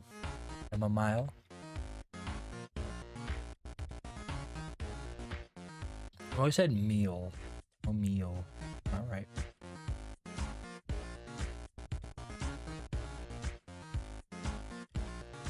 Bring back that horrible geometry. Hell.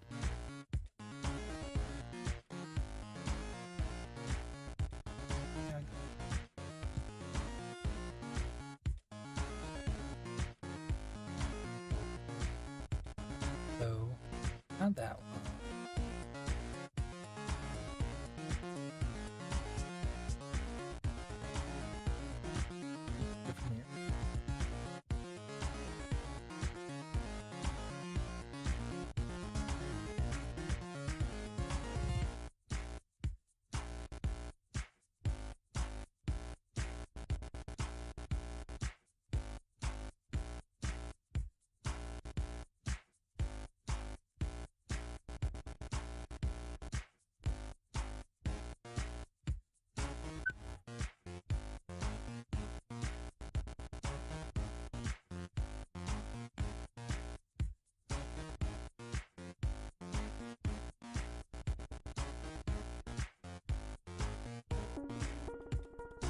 I remember seeing it move by a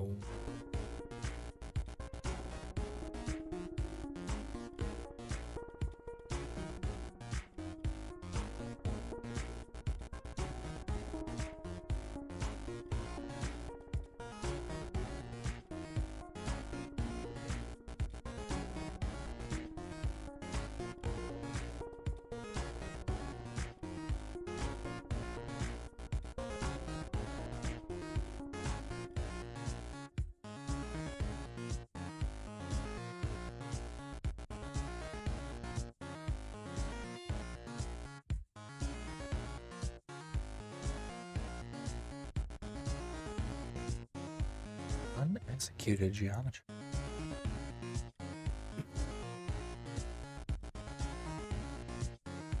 Freaking things, man. 17 million polygons on this thing. Stupid. Because of that little edge on the label.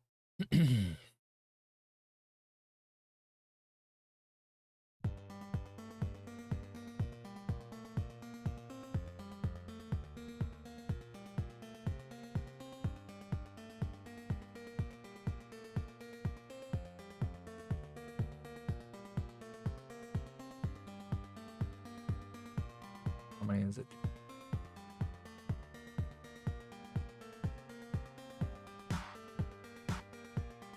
$100. I think we might be able to get away with 100 samples, boy.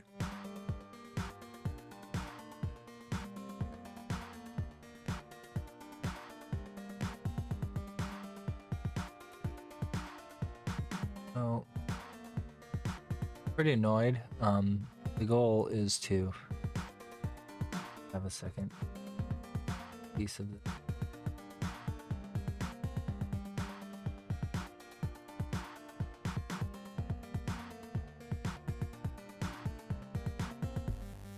What? Like, what? That doesn't even make any sense, because when I originally was viewing that, it was like straight on.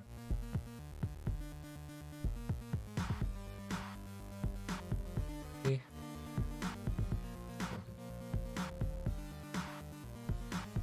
Anyway. There though.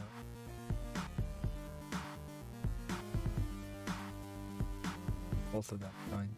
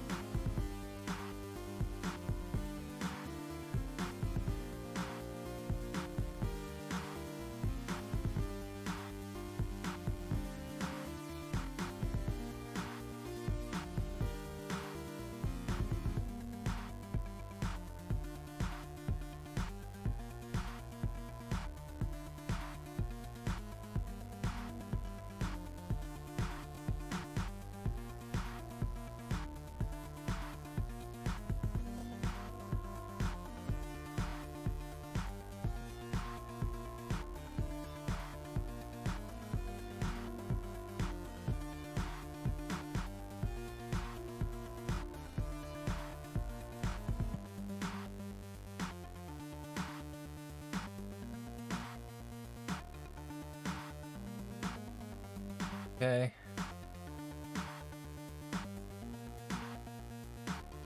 Probably didn't have to. Anybody watching this saw what I did the second time around? That wasn't necessary. You can just go in here and duplicate that.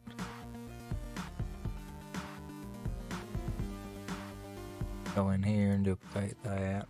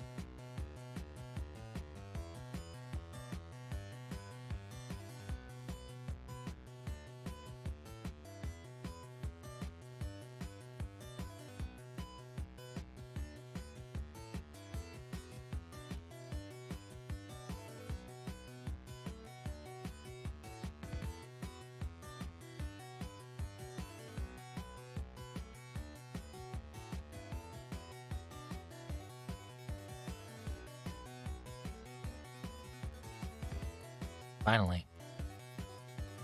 Okay. I can now queue these all up.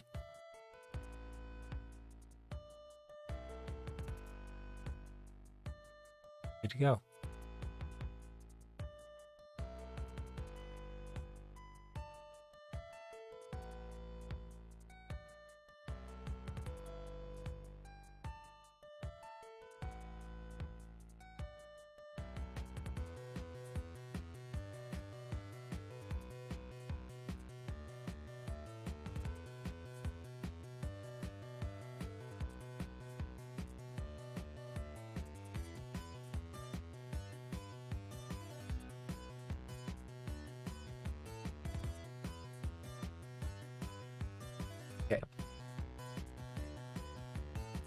So one thing that I didn't really hear back from them about was whether or not they liked ground shadows being in there. The shadows being in there grants it a more realistic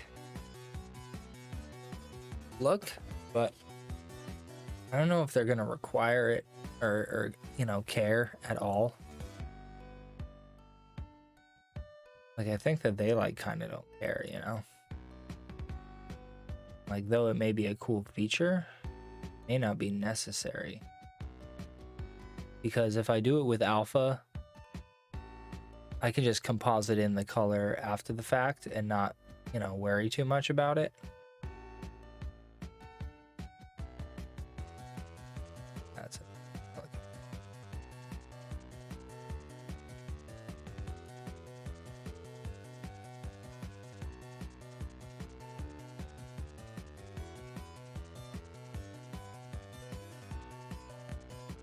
I think 100 works for me for this thing.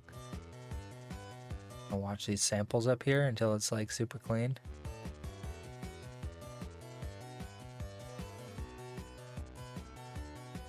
I'll do 128 or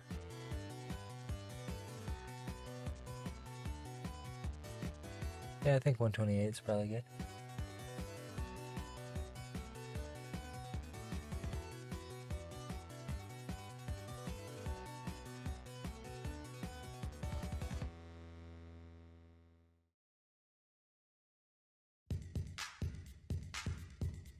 No more than 100.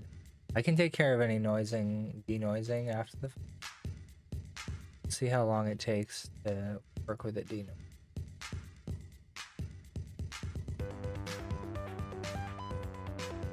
Ugh, like shit. Not like the. 128 it is. Pause. Save. I'm gonna go back to my queue. I'm gonna delete what I had in it. Render queue. We're here in this queue. I'm gonna delete that. Good job. Yep.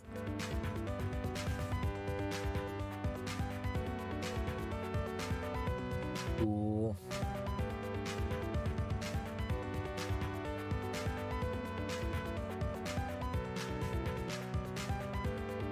So the front cam, we're gonna lock that front cam. Changes to it, please.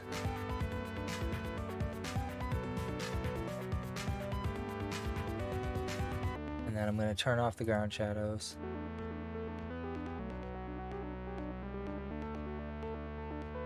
Pause, just see what I'm working with. First one.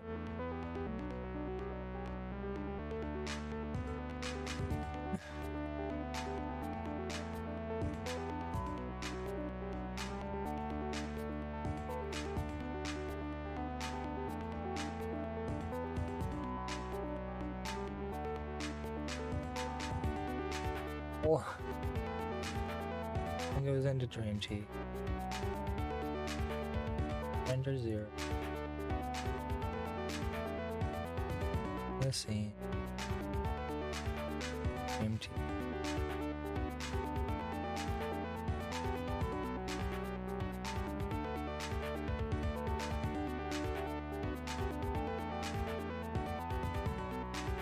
It's like if I do a clown pass, I think that I could have the depth from it and mask out an entire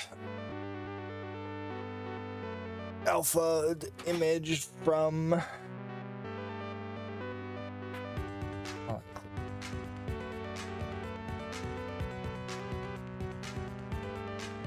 gonna be frame.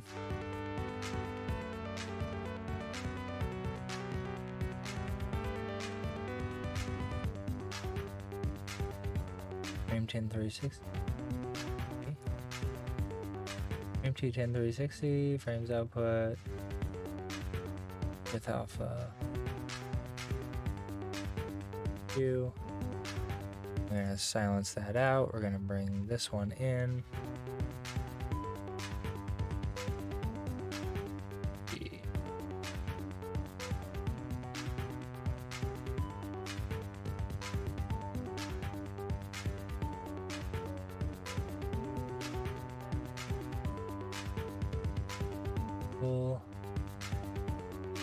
add to queue. We're gonna get out. Great. Last one.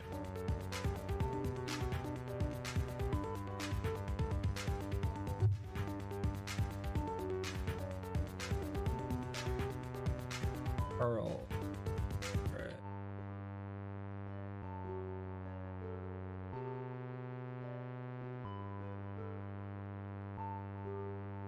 Add a queue.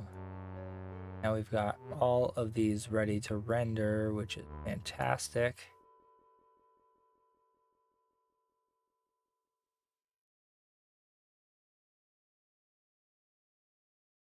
All the MT is good to go.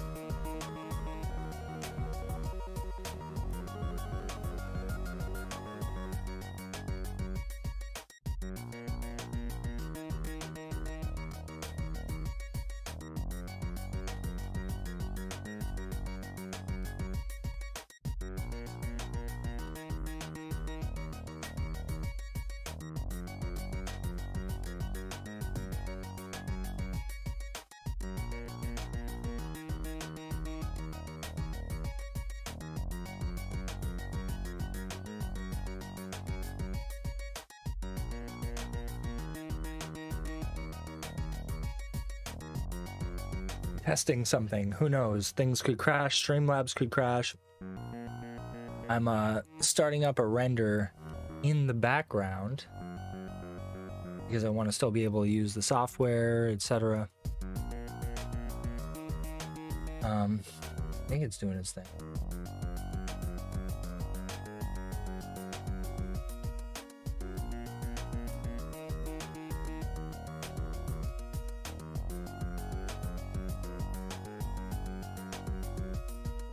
Take a look at task manager.